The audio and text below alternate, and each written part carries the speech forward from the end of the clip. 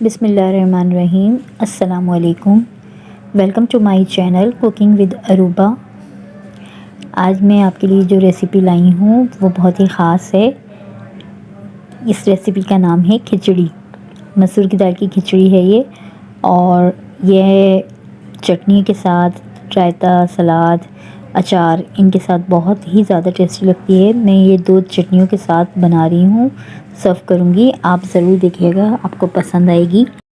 اگر پسند آئے تو لائک کیجئے، شیئر کیجئے اپنے دوستوں میں، اور میرے چینل کو سبسکرائب کیجئے، اور کمنٹ کر کے ضرور بتائیے کہ آپ کو میری ریسیپی کیسی لگی۔ تو چلیے اسٹارٹ کرتے ہیں۔ بسم اللہ الرحمن الرحیم۔ یہ میں نے 1.5 کلو چاول لے لیے ہیں، جنہیں اچھی طریقے سے میں نے بین لیا ہے، اور یہ ½ کلو مسور کی دال ہے دھلی ہوئی، اسے بھی میں نے اچھی طرح سے بین لیا ہے، اور انہیں میں نے بھگو دیا ہے دونوں کو۔ اور یہ میں ایک چٹنی کا سامان ہے، ہرا دھنیا، پودینہ ہے، آدھی گڈی، اور ہری مرچیں ہیں 7 سے 8 عدد، زیرہ ہے 2 چمچ، لہسن کے جویں ہیں 7-8، اور 1 چمچ نمک، اور 1 چمچ کٹی ہوئی مرچیں، اور تھوڑا سا املی کا پلپ۔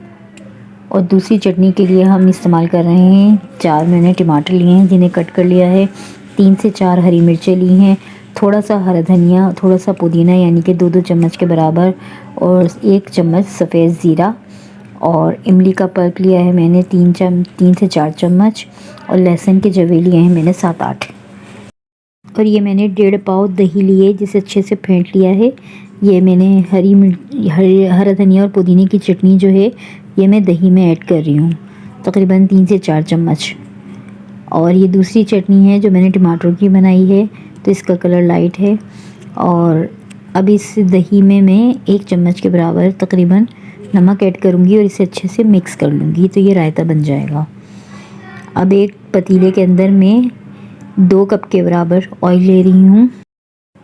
آئل کو ہم گرم کر لیں گے، اور جب آئل گرم ہو جائے گا تو اس کے اندر میں 1 چمچ سفید زیرہ بھر کے ڈالوں گی، اور تھوڑا سا میں نے 1 چمچ کے برابر چھوٹی الائچی اور لونگیں لی ہیں، وہ بھی میں اس میں ایڈ کر دوں گی۔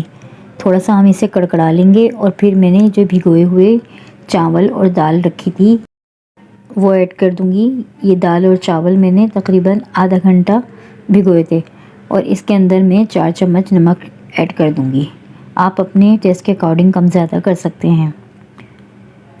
اسے اچھے سے ہم مکس کر لیں گے، اور پانی میں اتنا ڈالوں گی کہ یہ اس میں ڈپ ہو جائیں۔ ویسے تو میں نے 4 گلاس کے برابر لیا ہے، لیکن اس کے اندر اچھے سے چاول بھیگ جائیں، اتنا آپ نے پانی رکھنا ہے، ٹھیک ہے۔